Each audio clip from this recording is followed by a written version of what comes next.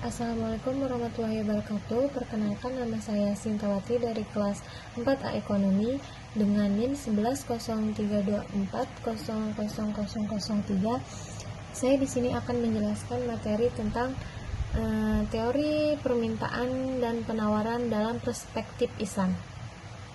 Dalam kajian secara mikro, pembahasan didasarkan pada perilaku individu sebagai pelaku ekonomi yang berperan menentukan tingkat harga dalam proses mekanisme pasar. Mekanisme pasar itu sendiri adalah interaksi yang terjadi antara permintaan dari sisi konsumen dan penawaran atau supply dari sisi produsen, sehingga harga yang diciptakan merupakan perpaduan dari kekuatan masing-masing pihak tersebut. Pandangan ekonomi Islam mengenai permintaan, penawaran dan mekanisme pasar ini relatif sama dengan ekonomi konvensional. Namun terdapat batasan-batasan dari individu untuk berperilaku ekonomi yang sesuai dengan aturan syariah. Permintaan dalam Islam dimaknai dengan banyaknya barang-barang dan jasa-jasa yang dikehendaki oleh para pembeli dalam suatu pasar akan tergantung dari banyaknya dari jumlah penghasilan yang diperoleh, serta terdapat adanya hubungan antara harga pasar yang diharapkan dengan jumlah barang yang diinginkan, dengan asumsi yang lainnya tidak berubah.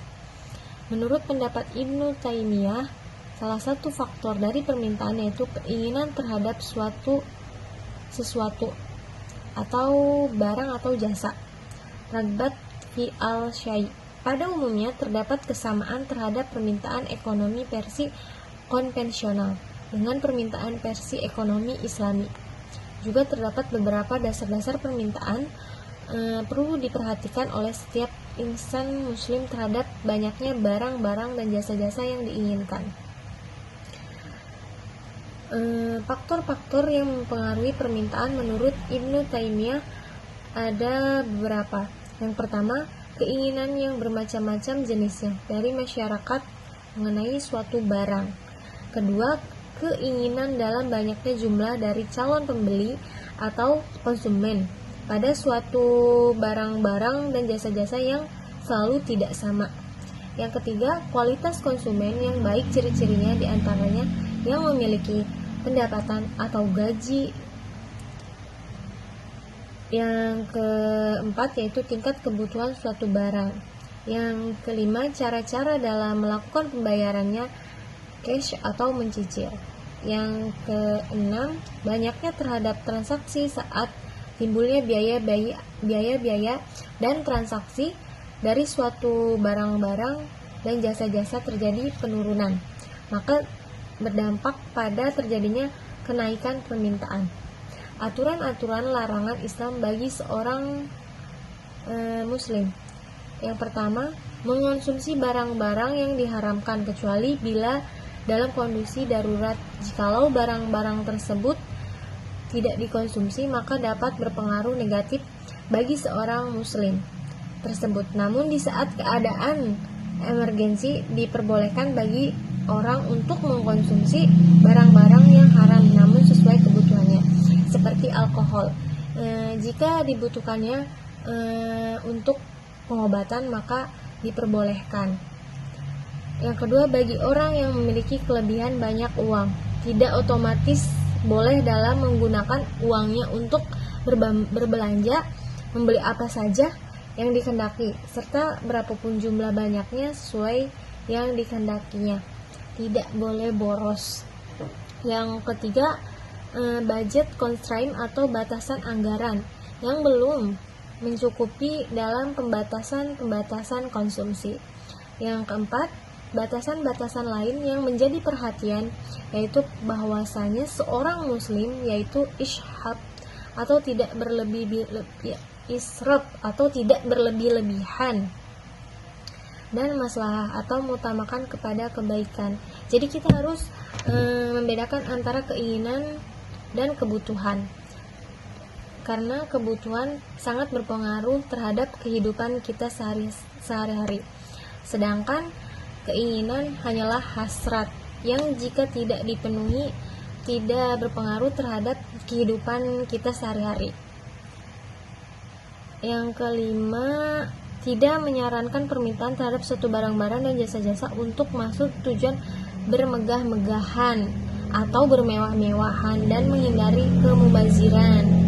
Yang keenam, menghimbau kepada yang nisabnya sudah mencukupi agar segera menunaikan zakat atau infak. Perbedaan mendasar di antara teori permintaan versi ekonomi dengan teori permintaan versi konvensional. Sumber hukum dan batasan syariah. Prinsip utamanya yaitu Islam sebagai entitas utamanya dijadikan pandangan hidup langsung dibimbing dari sang pencipta alam semesta, yaitu Allah Subhanahu wa Ta'ala. Yang kedua, teori permintaan konvensional analisanya dibatasi dalam rentang waktu singkat sampai sejauh mana layaknya seorang manusia dalam memenuhi keinginannya. Konsep permintaan versi ekonomi, Islam melihat seluruh komoditas tidak seluruhnya dapat digunakan atau dikonsumsi. Dapat perbedaan antara sifatnya yang halal ataupun yang haram. Sedangkan teori permintaan dalam ekonomi Islam yang bertujuan meraih kesejahteraan atau kebahagiaan yang berujung menggapai kemenangan dunia dan akhirat. Saya juga akan menjelaskan tentang teori penawaran dalam perspektif Islam. Menurut Winardi, tahun 1991, penawaran adalah jumlah produksi tertentu yang para penjual bersedia untuk menjual pada pasar tertentu. 90 menurut Lipsey dan kawan-kawan, pada tahun 1991 makin tinggi harga suatu produk, makin besar jumlah produk yang ditawarkan, dengan catatan faktor yang lain sama. 91 jadi dapat disimpulkan bahwa penawaran adalah jumlah barang ataupun jasa yang tersedia dan dapat ditawarkan oleh produsen kepada konsumen pada setiap tingkat harga tertentu dan selama periode waktu yang ditentukan. Harga suatu barang adalah faktor paling penting untuk menentukan penawaran barang.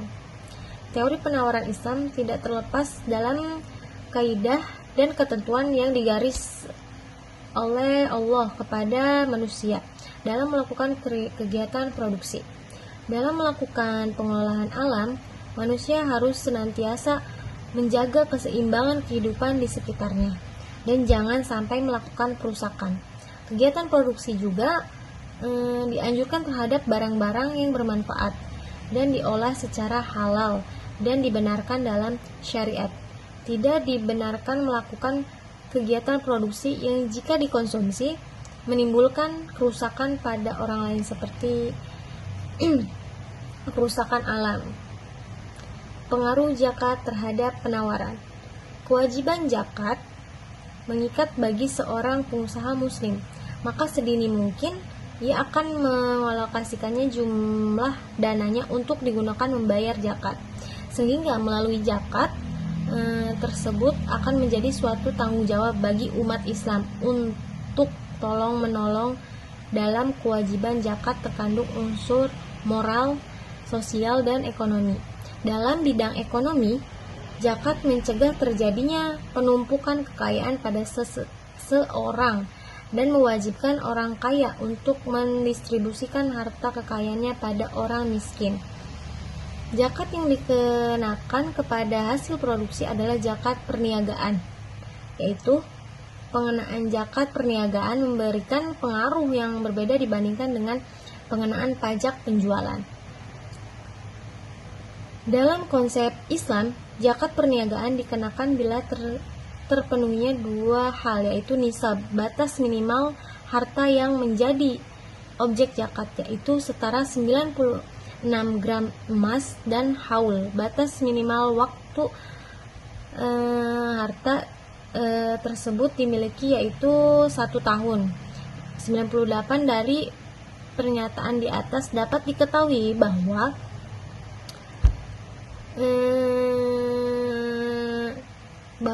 nisab dan haul sudah terpenuhi, maka perusahaan tersebut wajib mengeluarkan zakatnya sebesar 2,5%. Itulah materi yang dapat saya sampaikan. Assalamualaikum warahmatullahi wabarakatuh.